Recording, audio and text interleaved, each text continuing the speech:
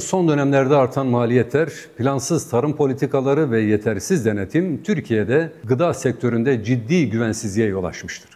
Gıda zehirlenmeleri ve temel gıda maddelerindeki kalite sorunları halk sağlığını ve hayat güvenliğini doğrudan tehdit etmektedir. Ekonomik kriz ve yüksek girdi maliyetleri üreticiyi üretimden uzaklaştırmakta, enerji, işçilik ve destek yetersizlikleri tarımsal üretimin sürdürülebilirliğini tehlikeye sokmaktadır. Tarladaki belirsizlik doğrudan raflara yansımakta, ürün kalitesi düşmekte ve sofralara güvensiz gıdalar ulaşmaktadır. Denetim mekanizmalarının etkin çalışmaması, kayıt dışılığın artması ve risk bazlı kontrol eksikliği ise sektördeki çürümenin boyutlarını büyütmektedir. Tedbirler ancak olaylardan sonra gündeme gelmektedir. Ölümler yaşandıktan sonra çözüm aramak bir alışkanlık haline gelmemelidir. Temel gıdalara erişim giderek güçleşmekte, çocuklar yetersiz beslenmekte ve milyonlarca aile besin değeri düşük ürünleri tüketmeye mahkum edilmektedir. Gıda güvenliği ulusal güvenlik meselesidir. Bu nedenle yerli üretimi güçlendiren, denetimi etkinleştiren, soğuk zinciri koruyan ve halkın sofrasını güvence altına alan adil bir ekonomik düzen kurulmalıdır. Türkiye'de çalışan işçilerin yarısına yakını asgari ücretlidir. Gelişmiş ülkelerde bu oran %2 ila %10 arasında değişirken Türkiye'deki bu yüksek oran asgari ücreti fiilen ortalama ücret haline getirmiştir. Yüksek asgari ücretli oranı ve çoğu zaman açlık sınırının altında sarkan asgari ücret miktarı kronikleşmiş bir tartışma konusu olarak Tespit Komisyonu'nun toplanacağı her yılın son ayında ana gündem konusu oluyor. Asgari ücretin belirlenmesinde bir diğer tartışma konusu da gerçekleşen enflasyonun mu yoksa hedef enflasyonun mu esas alınacağıdır. Enflasyon artışlarının asgari ücret artışlarına bağlanması ve enflasyonla mücadelenin temel şartının asgari ücretlilerin boğazına yapışmaya indirgenmesi de ayrı bir garabet haline gelmiştir. Ücretleri yalnızca teknik verilere indirgemek, insanca hayatın asgari şartlarını göz ardı etmek anlamına gelir. Her çalışan gibi asgari ücretli de neticede bir insandır, barınacağı bir meskene ihtiyacı olduğu gibi bakmakla yükümlü olduğu bir ailesi vardır. Türkiye'de ekonomik zorlukların dayattığı zorlu şartlar ne yazık ki mevcut asgari ücretle aile geçindirmeyi imkansızlaştırmaktadır. Üretimde en azami işlevi sırtlayan asgari ücretli geçinmede asgari şartlara bile layık görülmemektedir.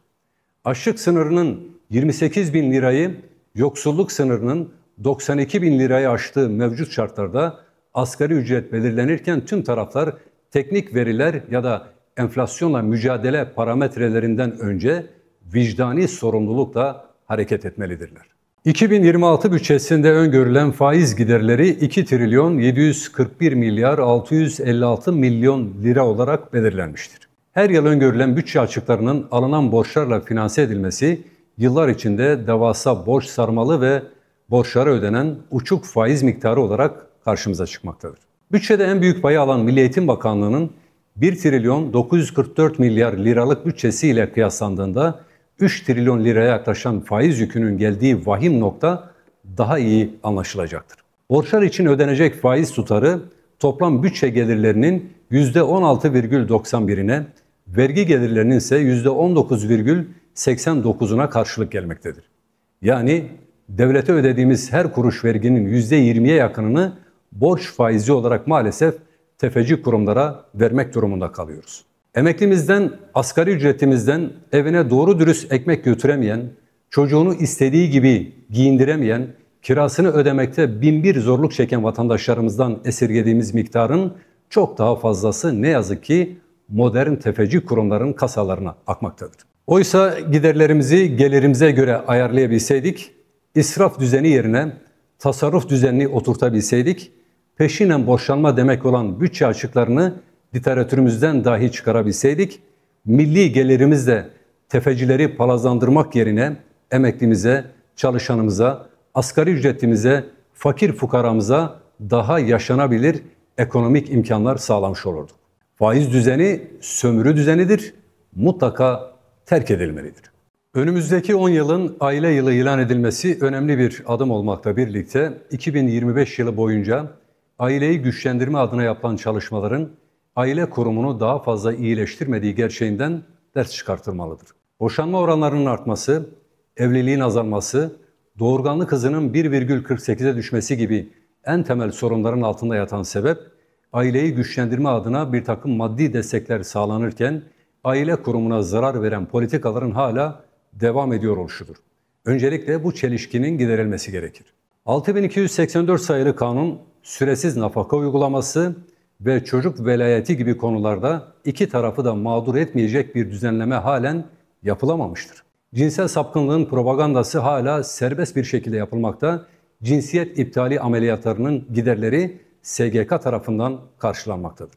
Medyada aile kurumunu hedef alan, gayrimeşru birliktelikleri özendiren ve mahremiyeti ayaklar altına alan, her türlü ahlaksızlığa davet eden yayınların önüne geçilmiş değildir. Gündüz kuşağı programları toplumu ekranlardan zehirlemeye devam etmektedir. Tüm bu aile yıkıcı çalışmalar devredeyken aileyi güçlendirmek mümkün değildir.